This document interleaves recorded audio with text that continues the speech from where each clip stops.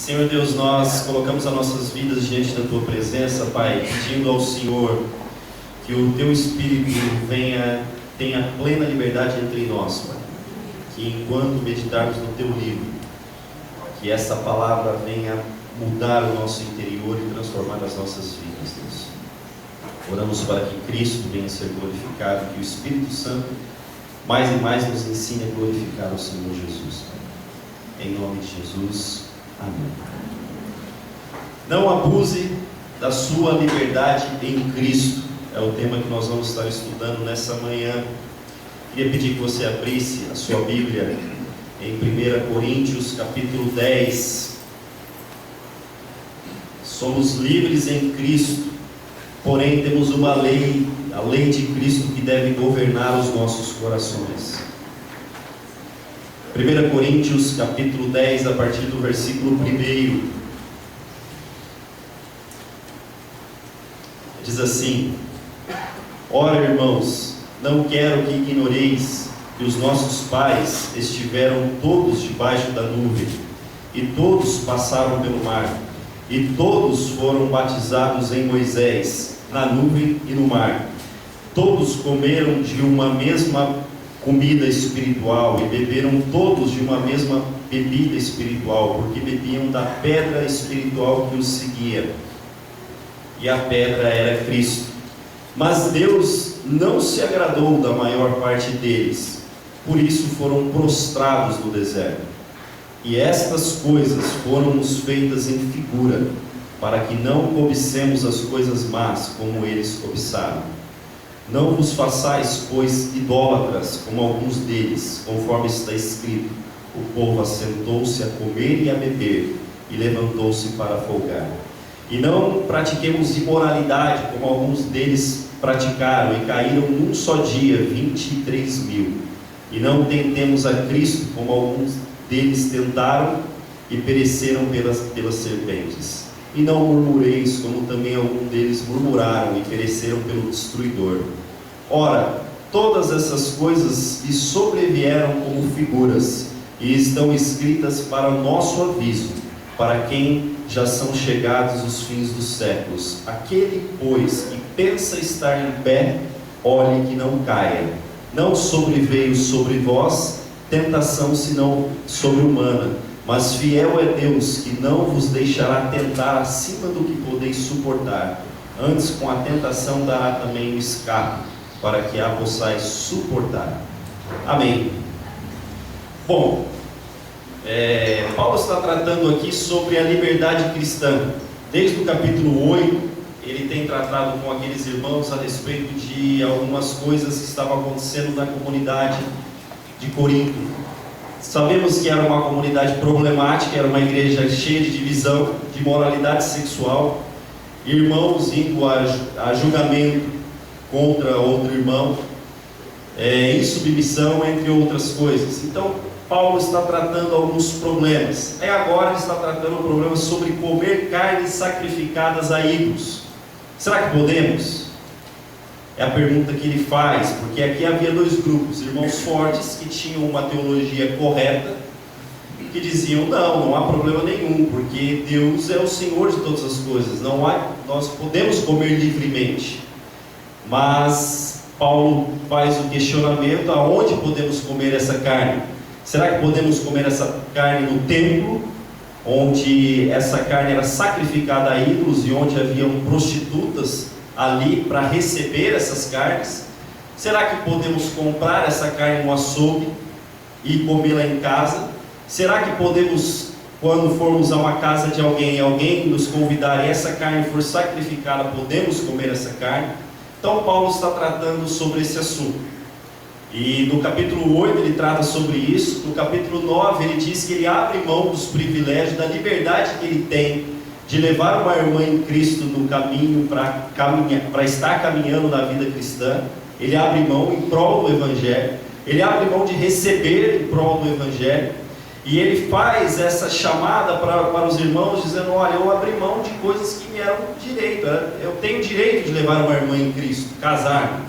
Eu tenho direito de receber de vocês, porque eu estou pregando o Evangelho a vocês.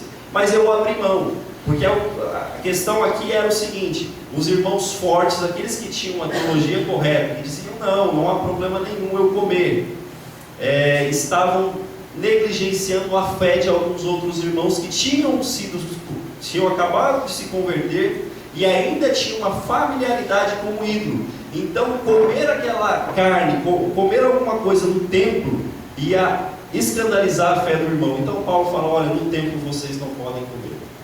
No templo que onde você está sendo consagrado aquela carne, você não pode comer. Mas se você comprar no açougue e comer na sua residência, não há problema, desde que o seu irmão, que tem uma fé simples em Cristo, não venha se escandalizar.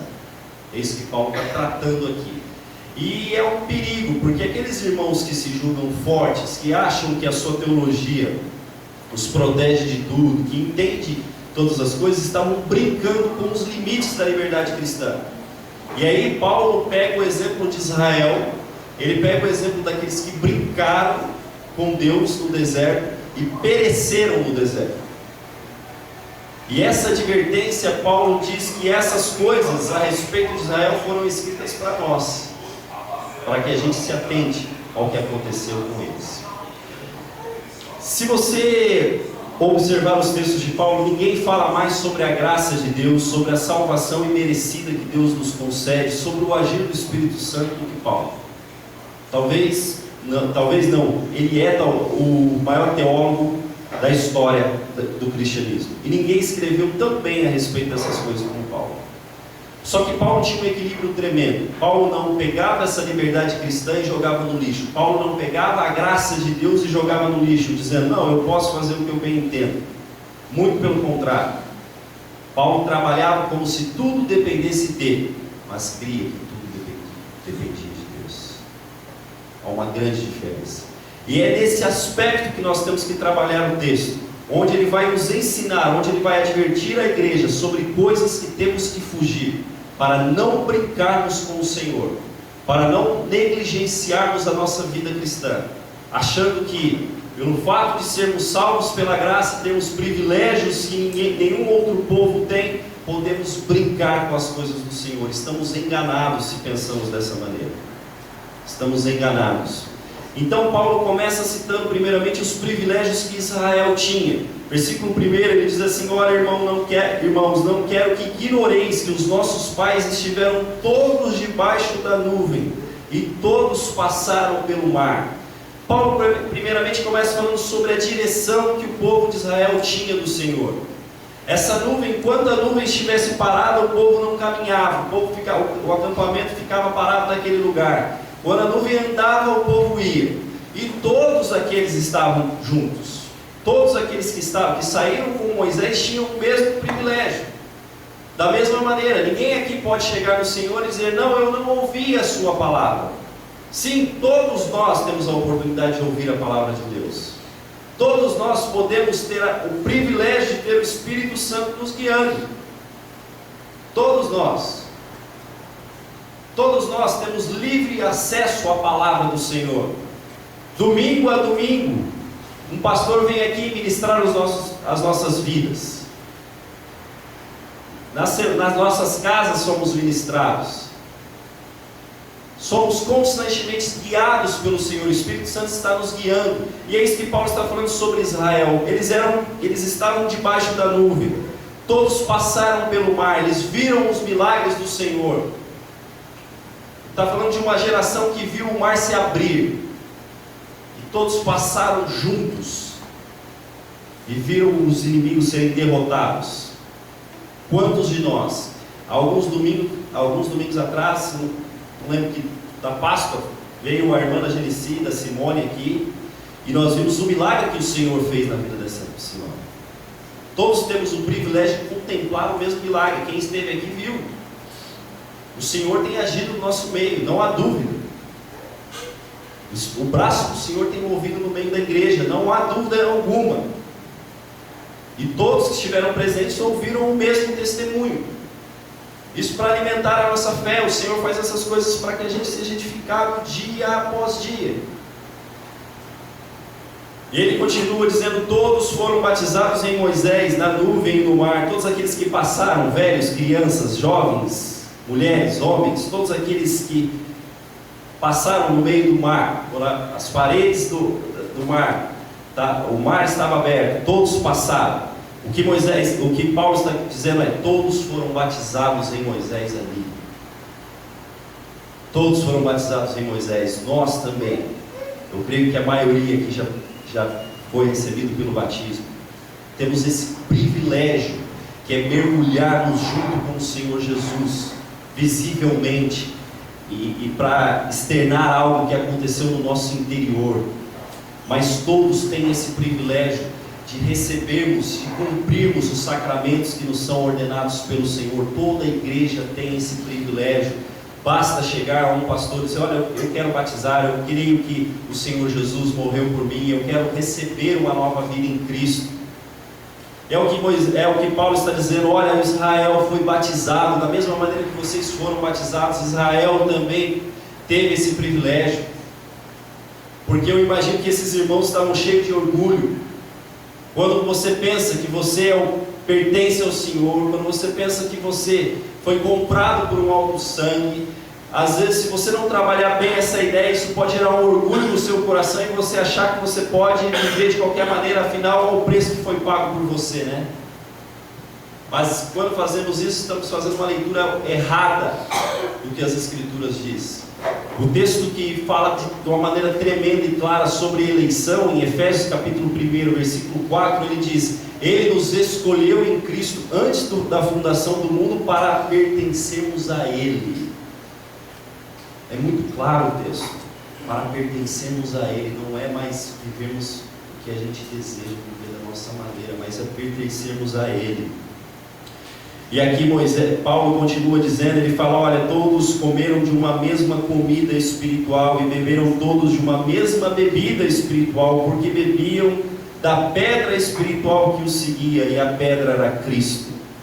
Uma vez por mês temos o privilégio de participar da ceia do Senhor, onde somos servidos pelo Senhor a participar, temos esse banquete onde podemos comer espiritualmente a carne de Cristo, beber o seu sangue, nos envolvermos com Ele.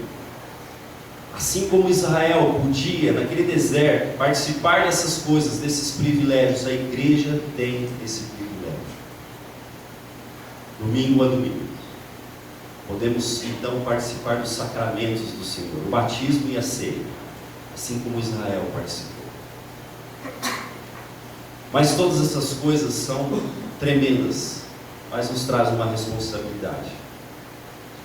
Nos traz a responsabilidade de não brincarmos com o Senhor, de não brincarmos com aquilo que é sagrado, de não brincarmos com a nossa vida cristã, de olharmos para o Antigo Testamento e dizer: olha, se Deus fez isso no Antigo Testamento, Ele pode fazer agora.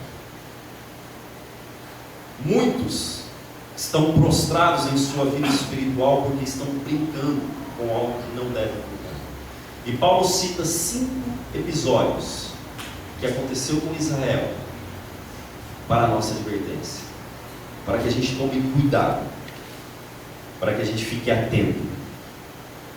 Versículo 6, Paulo diz o seguinte: estas coisas foram escritas, foram feitas em figura, para que não cobicemos as coisas más como eles cobiçaram. No versículo anterior, Paulo fala que eles foram prostrados no deserto. Prostrados literalmente foram mortos no deserto. Deus os destruiu, os consumiu no deserto. E aí Paulo faz a leitura do Antigo Testamento e diz: olha, eles caíram por causa disso. Eles caíram por causa disso, disso e disso. E aí ele vem para nós e fala: tome cuidado, não cobice as coisas más. O que Israel cobiçou? Nós temos que fazer a leitura do texto. Vamos abrir as nossas Bíblias em Números capítulo 11. Números 11, versículo 4. Diz assim: e o vulgo que estava no meio deles veio a ter grande desejo, pelo que os filhos de Israel tornaram a chorar e disseram: quem nos dará carne a comer? Lembramos-nos dos peixes que no Egito comíamos de graça, e dos pepinos, e dos melões, e dos porros, e das cebolas, e dos alhos. Israel tinha saudade do tempo do Egito. Israel tinha saudade das coisas que eles tinham no Egito. Eu creio que não há problema nenhum com o melão. Eu creio que não há problema nenhum com a cebola. Eu creio que não há problema nenhum com a carne em si. A questão aqui é esse forte anseio por aquilo que eles tinham no passado. E você sabe que a igreja, Israel, nós somos como Israel, e o Egito é como o mundo. Todos nós somos resgatados do mundo. A Bíblia nos diz claramente que Cristo nos resgatou do sistema do mundo, de tudo aquilo que o mundo nos aprisionou por muito tempo. Cobiçar as coisas ruins é cobiçar as coisas que o mundo valoriza. E aí cada um pode fazer um exercício em sua mente, você sabe muito bem aquilo que o mundo valoriza e que você pode estar cobiçando. E que o Senhor Jesus quis te libertar dessas coisas. E voltar a desejar essas coisas é uma ofensa para o Senhor que nos libertou de maneira tremenda. Deus quer nos ver livres. O problema é que muitas vezes saímos do mundo, mas o mundo parece que está dentro de nós, guerreando dia após dia, tentando de alguma maneira nos prender, não só os pés neste mundo, mas o coração também nele. Então temos que tomar cuidado para não cobiçar aquilo que é valorizado pelo mundo. Quantos de nós valoriza a independência financeira acima de qualquer outra coisa? E lutamos. Perdemos forças, energias, perdemos a nossa própria alma, perdemos a nossa família em prol de um bem-estar. Será que foi para esse tipo de vida que o Senhor Jesus morreu para nós, para que a gente continue a viver a velha vida que a gente vivia? Às vezes a gente luta por posição, queremos ter uma posição social, e não importa o preço que a gente pague, não importa quem tenha que sofrer, desde que eu alcance essa posição. Às vezes lutamos por fama, por prestígio, por coisas que Deus não deseja mais que a gente lute. Nós não vamos abrir, porque tem bastante texto para a gente abrir, mas se você ler na sua casa Tiago capítulo 4, a partir do versículo 1, lá para o versículo 5 ou 6, eu não me recordo agora, Tiago fala sobre que a nossa amizade com o mundo nos torna inimigos de Deus. E se você ler Tiago, você vai perceber que Tiago está falando com alguns líderes que almejavam a posição de mestre. Tanto que ele fala da sabedoria, que tem a sabedoria divina e tem a sabedoria diabólica, que é carnal, né? Por que Tiago cita que a amizade com o mundo é inimizade com Deus? O que tem a ver ali? Aqueles homens ou mulheres estavam almejando a liderança, almejando uma posição a tal ponto que eles estavam entrando em briga com outros. Tudo por causa da cobiça por alguma coisa. Estavam cobiçando com tanta veemência aquilo que é importante para o mundo, a posição social, o status da igreja de ser mestre ou qualquer coisa assim, e podemos aplicar isso em todas as áreas da nossa vida.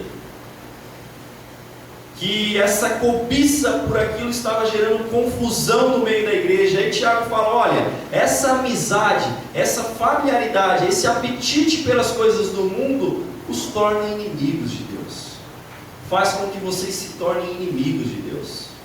Nós precisamos ter bem claro em nossa mente, o mundo e o nosso Senhor não tem nenhum tipo de relacionamento. E não devemos cobiçar as coisas que o mundo tem a nos oferecer. Eu não estou querendo dizer de maneira alguma que você não pode crescer na vida, que você não pode, melhorar, não é isso.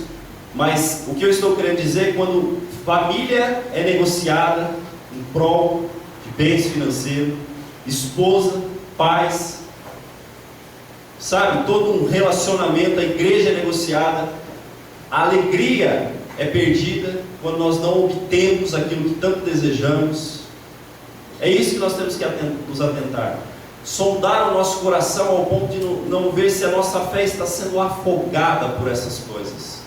senão estamos perdendo o brilho da nossa fé, por causa do brilho que o mundo tem a oferecer.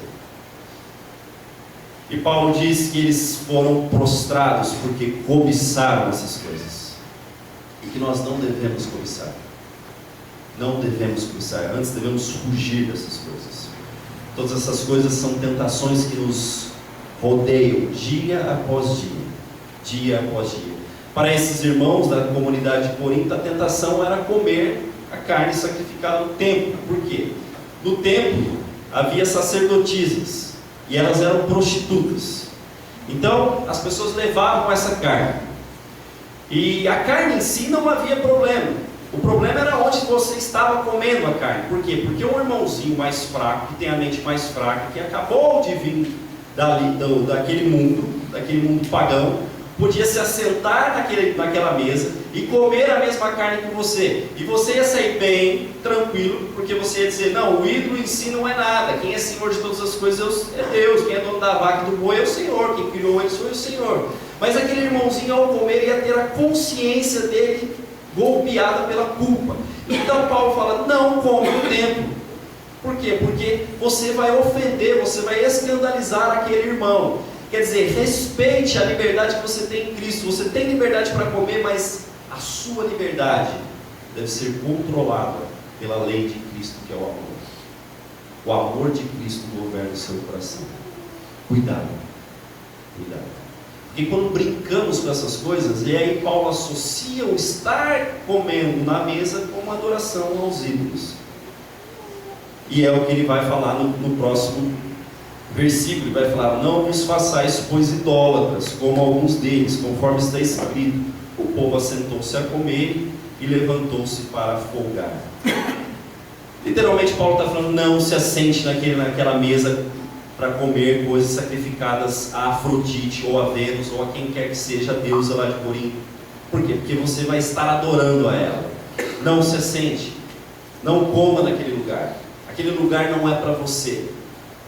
Não é para você estar junto.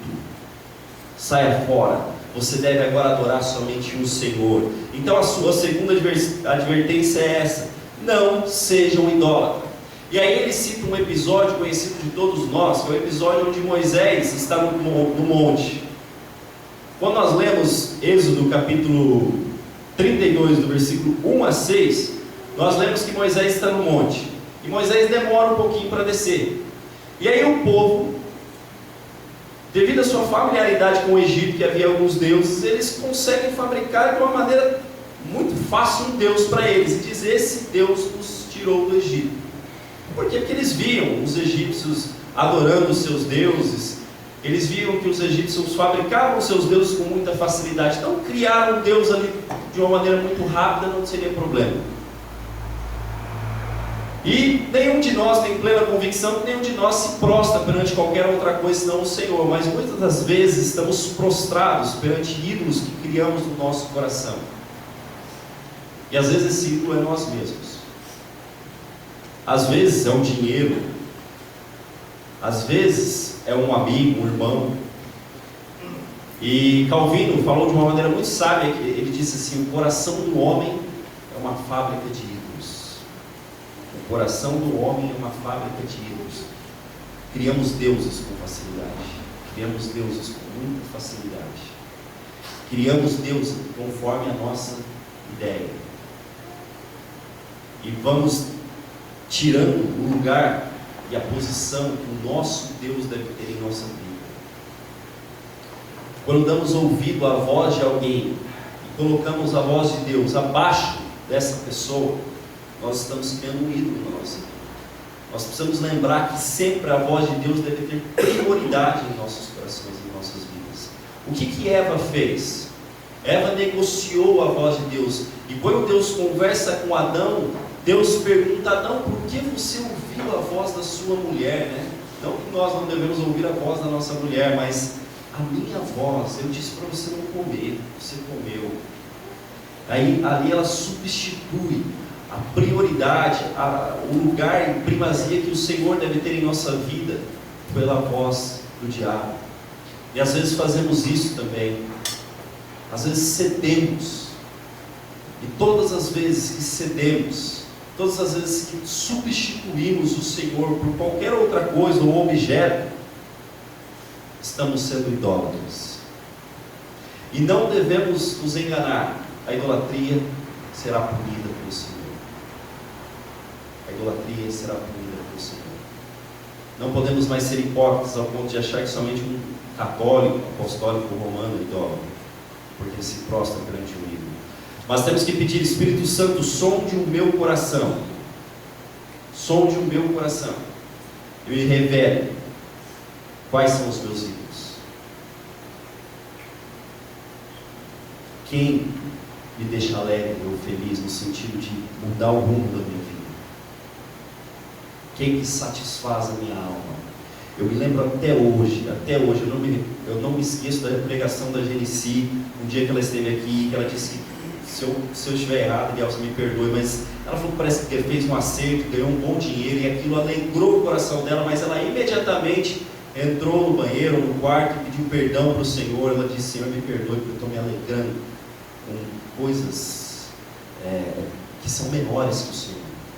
Não é que a gente não pode se alegrar com coisas que nos chegam, devemos sim, mas nós entendemos o que ela quis dizer. Olha, isso trouxe uma satisfação tão grande, né? Temos que tomar esse cuidado, temos que fazer essa leitura que ela fez, temos que sondar os nossos corações e as nossas vidas. E Paulo continua, versículo 8, ele diz assim: não sejam imorais como alguns deles foram, e caíram um dia 23 mil. Ele cita um número aqui, 23 mil. Não sejam imorais sexualmente, não se prostituam. Não se prostituam. Esse é o texto de Paulo.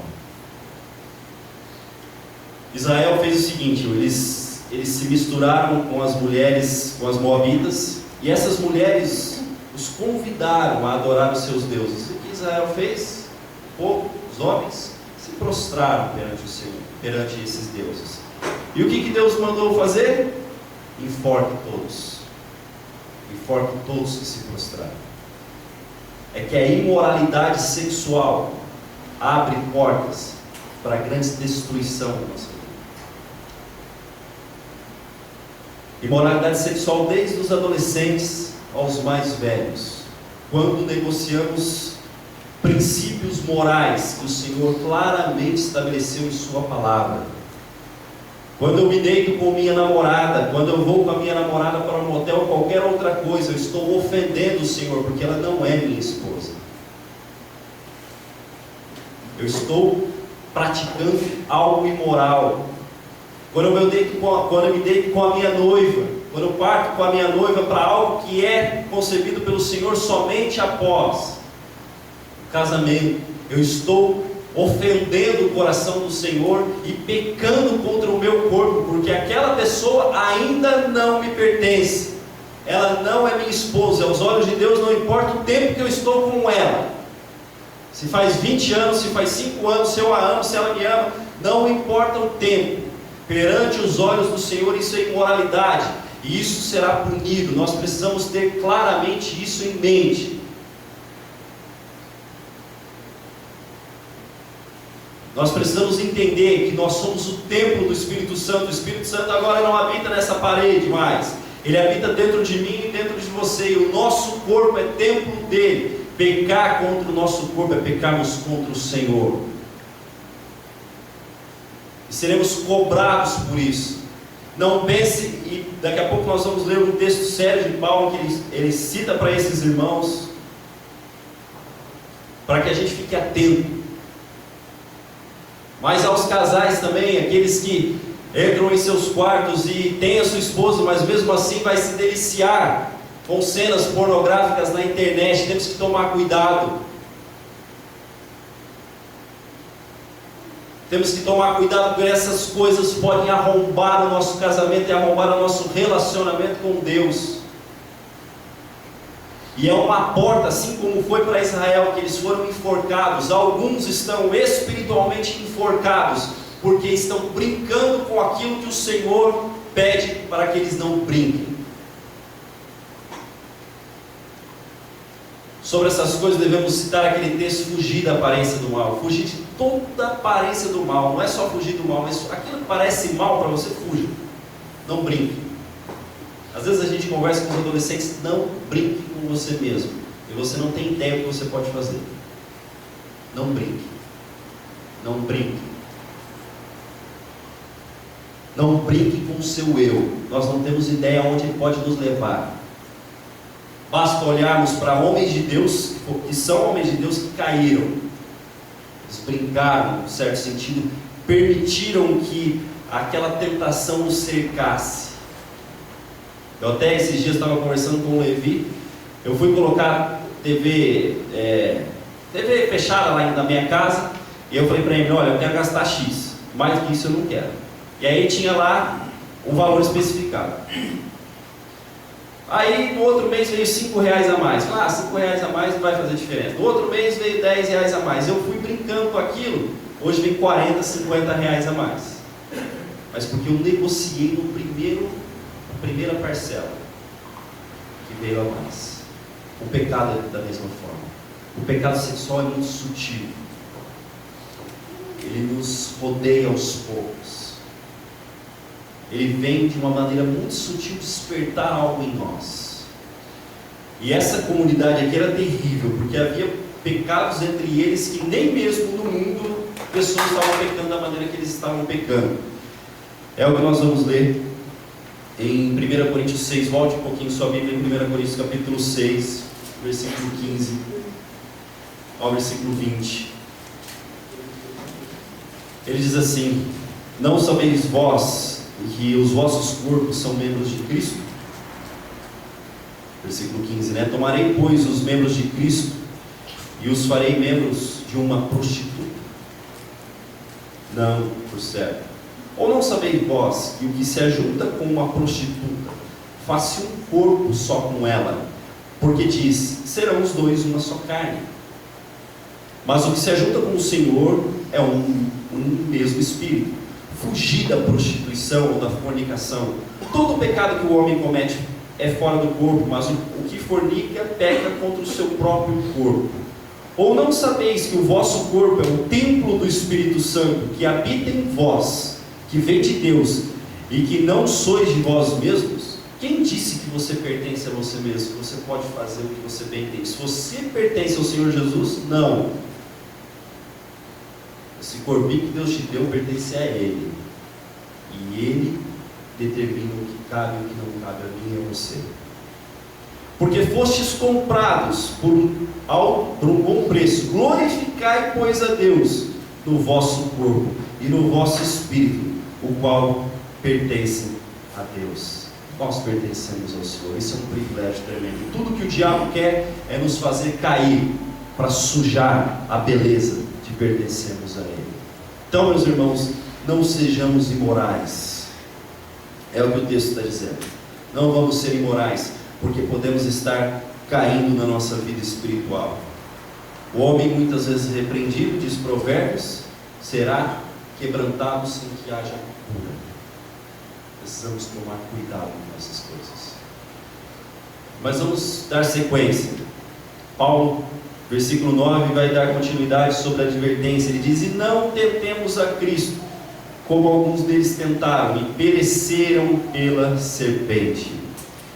Aqui, esse tentar a Cristo é o seguinte: é nós vermos os milagres do Senhor acontecendo, é nós contemplarmos o Senhor agindo no nosso meio, é vermos que o Senhor cura a irmãzinha, cura o irmão, é vermos o Senhor abrindo portas de emprego onde não havia nenhuma possibilidade, e mesmo assim continuarmos com o coração endurecidos para com Ele, continuarmos com o coração incrédulo para com Ele, persistirmos a longo tempo na incredulidade. Não é momentos de dúvida, porque momentos de dúvidas vão vir sobre todos.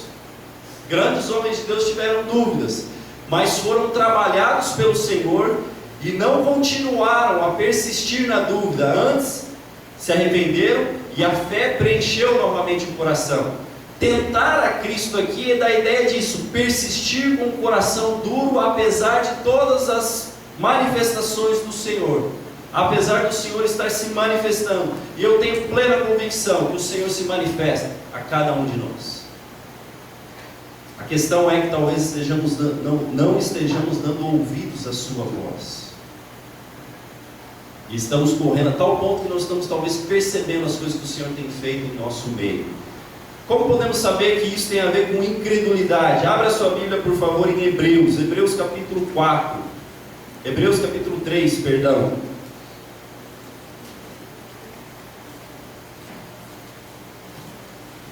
Versículo 8 em diante. Ele diz assim: não endureçais os vossos corações, como foi na provocação, no dia da tentação no deserto, onde os vossos pais me tentaram, me provaram e viram por 40 anos as minhas obras. Por isso me indignei contra essa geração e disse: estes sempre erram no seu coração e não conheceram os meus caminhos. Assim jurei na minha ira que não entrarão no meu descanso.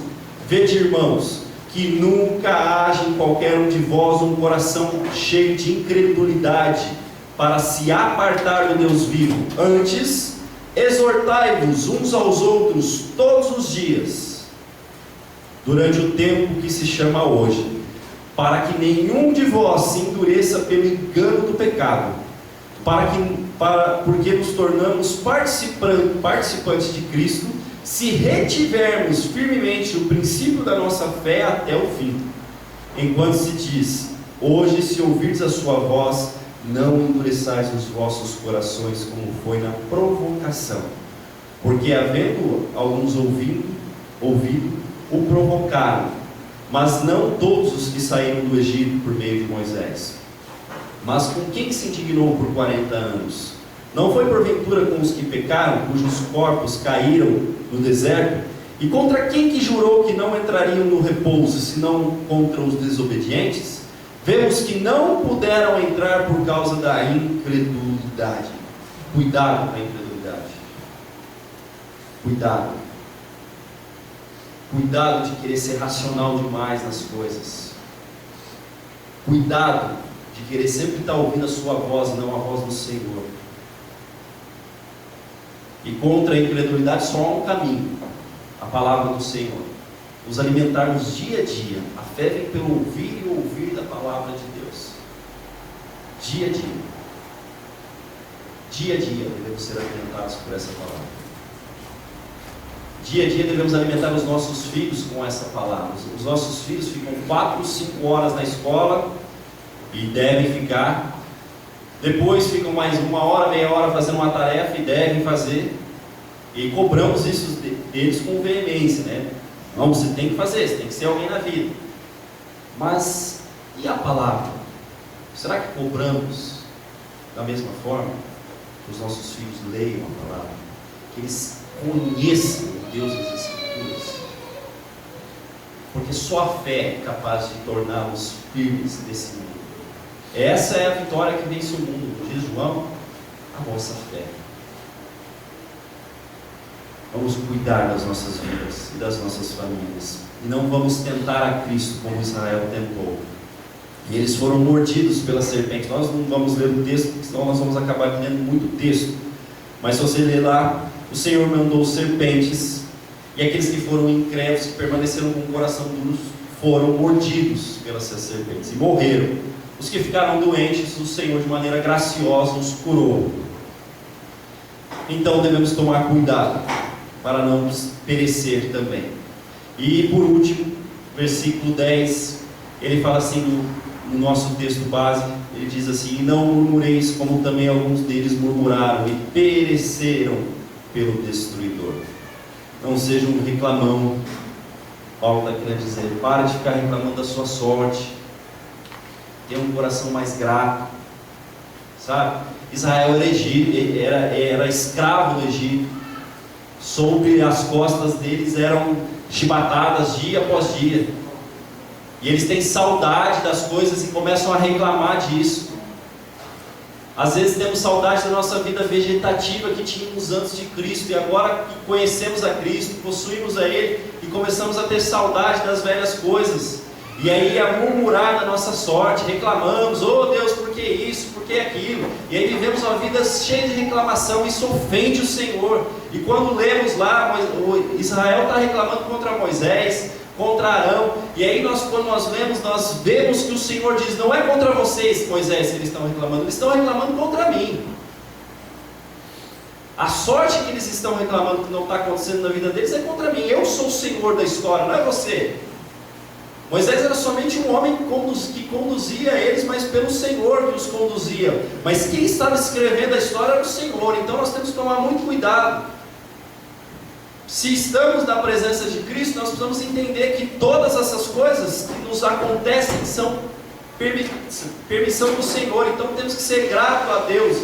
E se nós não estamos sendo gratos, devemos pedir: Espírito Santo, Tu que tem me dado tantas coisas, dá-me também um coração cheio de gratidão. Gratidão é nobre, é ser nobre e grato, sabe? É olharmos com gratidão para aquilo que Deus fez, para aquilo que Deus tem feito. Todos aqui estão bem, todos nós temos problemas, sim, mas com a graça de Deus estamos aqui, temos família, temos irmãos em Cristo, temos um lugar para congregar juntos, temos que ser gratos ao Espírito Santo. Deus, Espírito Santo, obrigado. Sabe quem é pastoreado pelo Anderson? Deus, obrigado pelo Anderson, obrigado pelas palavras dele, o Saulo. Nós temos que ser gratos, gente. Temos que agradecer mesmo. Temos que ser gratos a Deus por aquilo que Deus tem feito em nossa vida, e não ficar abrindo a nossa boca para reclamar a todo momento. Por que isso acontece com o vizinho, não acontece comigo? Por que isso, Senhor, meus irmãos, pelo amor de Deus, nós precisamos mudar os nossos hábitos. Constantemente vemos a Bíblia nos exortando a sermos pessoas com o coração cheio de ações de graças. Quando lemos Efésios capítulo 5, ele fala sobre sermos cheios do Espírito Santo. Uma das formas de sermos cheios, ou que o Espírito Santo produz em nós, é essa gratidão. Isso é tremendo, é muito gostoso você habitar com pessoas que têm um coração cheio de gratidão, que não fica reclamando das coisas, da sorte, mas que encara as coisas e diz: Deus, o Senhor está no controle, muito obrigado. Eu sei que tem hora que é difícil, para mim também é. Esses dias eu estava cuidando do Estevão, limpando a casa, fazendo comida. Eu tive que buscar marmita, porque aí eu não conseguiu comer. Mas a gente tem que ser grato, gente. Eu não sei porquê, mas algumas coisas nos acontecem e isso pertence ao Senhor, mas temos que ser gratos. Isso é nobre, isso é do cristão. Agradecer a Deus: Deus, obrigado por esse emprego, porque é aqui que eu estou ganhando o sustento para minha casa. Gente, nós temos que mudar os nossos hábitos. Isso é agradável a Deus e faz bem para o nosso próximo que está ao nosso lado. E a gente não fica reclamando tanto. E é difícil conviver num ambiente onde só há reclamação e murmuração. Se nem Deus aguenta, imagine nós. Se nem Deus aguenta murmuração, imagine nós. E eles morreram porque murmuraram, porque reclamaram. O Senhor se vingou deles. E não devemos pensar que não será diferente com cada um de nós vivermos uma vida de murmuração. E para concluir, no versículo 11, Paulo diz: ora, todas essas coisas vieram como figuras e estão escritas para o nosso aviso, e para quem já são chegados os fins dos tempos. E aqui, para aqueles que se julgam forte, Paulo diz: aquele pois que pensa estar em pé, olhe que não caia. Porque às vezes a gente faz a leitura: não, essas coisas que não acontecem comigo. Cuidado, cuidado. Todos nós podemos correr o risco, sim, de cairmos em cada uma dessas coisas. Todos nós, não há ninguém aqui que está isento disso. Todos nós. Todos nós, em algum momento da nossa vida, cobiçamos as coisas ruins. Todos nós, em algum momento da vida, já pensou coisas indecentes. Todos nós, em algum momento, já adoramos outros deuses. Todos nós, em algum momento, já murmuramos. Todos nós, às vezes, somos incrédulos. Porém, o que fazemos com essas coisas é o que faz a diferença. Vamos domesticar essas coisas ou vamos pedir: Espírito Santo? Está aqui, cada uma delas. Cada uma delas. Há perdão em Cristo. E nós temos o Espírito Santo para nos auxiliar dia após dia. E o versículo 13 é um consolo. Porque ele diz assim: não sobreveio sobre vós tentação senão humana. E aqui é interessante destacar: sobreveio, não é o cristão indo buscar, mas veio sobre vós tentação senão humana. Porque pensa aquele irmãozinho que está lá no templo comendo a carne e tem 1000 prostitutas. Aí ele está comendo a carne, mas o olho dele bate o olho naquela menina, né? Ele foi buscar a tentação. É diferente do irmão que está lá trabalhando e aquela mulher começa a falar na cabeça dele. Aí esse tipo de tentação vem sobre ele. Agora, quando eu vou lá me misturar, eu vou numa boate, estou lá: Senhor, estou aqui, me abençoa nesse lugar. Pelo amor de Deus. Aí vem aquelas meninas de saia curta, vem aqueles meninos todos bombados. E aí, meu irmão, como, né? Nós temos que tomar cuidado. Temos que tomar muito cuidado para não brincarmos com o Senhor, para não irmos em lugares onde a tentação será um convite muito forte para as nossas vidas. Não vamos brincar com essas coisas. Mas a boa notícia é que não vem sobre nós tentação que não é humana. Então, se a gente está caindo, não vamos ficar dizendo assim: eu não aguentei. Porque o Senhor dá escape, o Senhor dá saída. Mas fiel é Deus, que não nos deixará tentar acima do que podeis suportar. Antes, com a tentação dará também o escape, para que podeis suportar. É por isso que a gente gosta muito de ver os nossos adolescentes juntos. Porque sabemos que uma das saídas é eles estarem juntos. Um caminhando com o outro. Um estando com o outro. Por isso, convidamos todos os adolescentes a estarem nos nossos grupos. E convidamos todos os irmãos a estarem nos grupos no meio da semana. Porque faz uma diferença gritante na nossa vida cristã. Sermos alimentados. Estarmos junto com o irmãozinho em Cristo. Isso é tremendo. E nos ajuda. Às vezes a saída do Senhor é aquele irmão. Às vezes a saída do Senhor é aquela irmã que vai dizer: não faça isso. Não faça isso. Eu queria pedir que o louvor estivesse aqui. E queria pedir que todos se colocassem em pé. Vamos trazer à nossa mente o texto do versículo 12. O versículo 12 que diz: aquele que pensa que está em pé, olhe que não caia. Então, meu irmão, ore para que o Espírito Santo sonde o seu coração nesse momento.